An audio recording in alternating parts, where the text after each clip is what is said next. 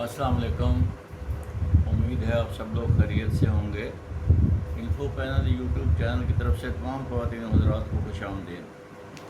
जैसा कि आप जानते हैं, हम लोग कुरान में ज़िक्र करदा वाक़यात पर वीडियोस का एक सिलसिला शुरू किया हुआ है और वीडियोस बना रहे हैं।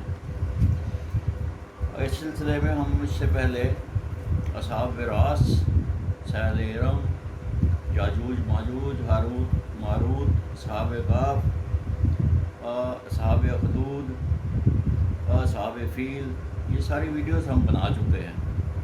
तो आज इस सिलसिले में एक और वीडियो पेश खिदमत है, असहाबुल जन्ना। असहाबुल जन्ना इनको बाग वाले भी कहते हैं, क्योंकि बाग का एक किस्सा है इसके अंदर जो कि इसमें बयान किया गया है।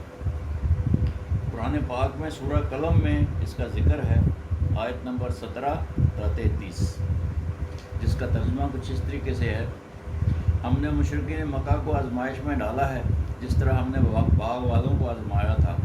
उन्होंने कस्में खाईं कि सुबह सुबह सारा फल काट लेंगे। उन्होंने इंशाअल्लाह भी ना कहा था। अभी वो सोए हुए थे कि रातों रात बाग पर तेरे रब की तरफ से अज़ाब नाज़िल हो गया। सुबह के वक्त बाग की ये कैफियत हो गई जैसे फसल काटी गई हो। लेकिन वो बेखबर सुबह सुबह उठकर एक दूसरे को पुकारने लगे, अगर तुमने फल काटना है तो जल्दी जल्दी बाग में पहुंच जाओ। रास्ते में जाते हुए आस्ता आस्ता सरगोशियाँ कर रहे थे, आज तुम्हारे पास बाग में कोई मिस्कीन दाखिल ना होने पाए। वो समझते थे कि हम पूरी फसल काट लाएंगे। लेकिन जब उन्होंने इस जगह बाग वाली जगह को देखा तो कहने लगे, शायद हम रास्ता भूल आए हैं। फिर गौर व फिक्र के बाद कहने लगे, हम तो महरूम हो गए। दरमियान वाला भाई कहने लगा, मैंने तुम्हें कहा नहीं था, अब तस्बीह क्यों नहीं करते? तब वो नादम होकर कहने लगे, पाक व मुक़द्दस है हमारा रब, हम ही ज़ालिम हैं। फिर एक दूसरे को मुलामत करते हुए कहने लगे, हाय अफसोस, हम ही सरकश हो गए थे। शायद रब ताला हमें इससे बेहतर बाग दे दे। हम अपने परवरदिगार ही की तरफ रजू कर रहे हैं। अज़ाब ऐसे ही आता है, नीज़ आखिरत का अज़ाब इससे बहुत बड़ा है, काश लोग जान लें। सूरह कलम आयत नंबर 17-33। ये बाग वाले ज़ोरान में रहते थे। ज़ोरान यमन में एक शहर है, एक इलाका है जहाँ बनु हर्ष का कबीला आबाद था। दरअसल ज़ोरान इस इलाके के पहाड़ का नाम है। इसी मुनासबत से इस इलाके को भी ज़ोरान कहा जाता है। जैसा कि आप नक्शे में देख रहे होंगे, यमन का दारुल खिलाफा है सना। सना से कोई 6 मील दूर ये ज़ोरान का इलाका है, पहाड़ है और इसी पहाड़ के नाम ज़ोरान है और इसी मुनासबत से इस इलाके को भी ज़ोरान कहा जाता है। असहाबुल जन्ना का किस्सा कुछ इस तरीके से हज़रत अब्दुल्ला बिन अब्बास बयान करते हैं कि ये कुफार मक्का के हालात की मुनासबत से कुरान ने सिर्फ एक मिसाल दी है, ये कोई वाक़या नहीं है। लेकिन हज़रत सईद बिन जुबैर रहमतुल्लाह अलैह फरमाते हैं, ये लोग दरवान के रहने वाले थे जो सना से 6 मील के फासले पर एक बस्ती है।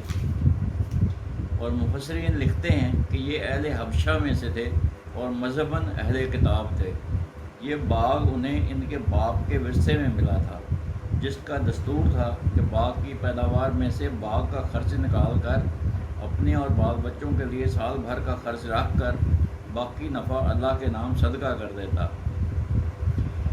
उसके इंतकाल के बाद बेटों ने कहा कि हमारा बाप तो बेवकूफ़ था जो इतनी बड़ी रकम हर साल इधर उधर दे देता था। हम अगर इन फ़कीरों को ना दें और अपना माल बाकायदा संभालें तो बहुत जल्द दौलतमंद बन जाएंगे। ये इरादा उन्होंने पुख्ता कर लिया तो उन पर ये अज़ाब आया, जिसने असल माल भी तबाह कर दिया और वो बिल्कुल खाली हाथ रह गए। ये किस्सा कुछ इस तरीके से है कि एक बाप, उसके 3 बेटे थे। ये ज़ोरान में रहते थे। इनका एक बाग था। बाग में बहुत सारे फलदार दरख्त थे और उनके ऊपर बहुत सारा फल लगता था। बाप जो है वो फल جب وہ اتارتا تھا درختوں سے تو اپنا خرچ رکھ لیتا تھا، اپنے گھر والوں کے لیے خرچ رکھ لیتا تھا، اور باقی جو منافع ہوتا تھا وہ سارا اللہ کی راہ میں خرچ کر دیتا تھا، اللہ کی راہ میں خیرات کر دیتا تھا۔ تو اس طریقے سے اللہ تعالیٰ اس کے مال میں برکت بھی ڈالتا تھا اور باغ کا پھل بھی بہت ہوتا تھا۔ پھر یہ شخص فوت ہو گیا تو تین بیٹے جو تھے انہوں نے آپس میں مشورہ کیا کہ اس سال باغ میں جو پھل لگے گا تو ہم انشاءاللہ بھی نہیں کہا بلکہ تو ہم اس کو کاٹیں گے، اور اللہ کرے کوئی غریب مسکین ہمارے پاس نہ آئے تاکہ ہمیں اس کو کچھ نہ دینا پڑے۔ اس زمانے میں رواج تھا کہ جب پھل کاٹتے تھے باغوں میں سے تو مسکینوں کا حصہ رکھ لیتے تھے، جو بھی مسکین آتا تھا اس کو کچھ حصہ دے دیتے تھے، کچھ حصہ اس میں سے جو ٹوٹل پھل فروٹ ہوتا تھا اس میں سے کچھ حصہ یتیموں کو دے دیتے تھے، مسکینوں کو دے دیتے تھے۔ لیکن ان تینوں بھائیوں نے یہ مشورہ کیا کہ ہم مسکینوں کو نہیں دیں گے اور یہ باغ کا سارا پھل فروٹ رکھ لیں گے، بیچ کر پیسے بھی رکھ لیں گے، اور اس طریقے سے ہم تھوڑے عرصے میں بڑے امیر ہو جائیں گے۔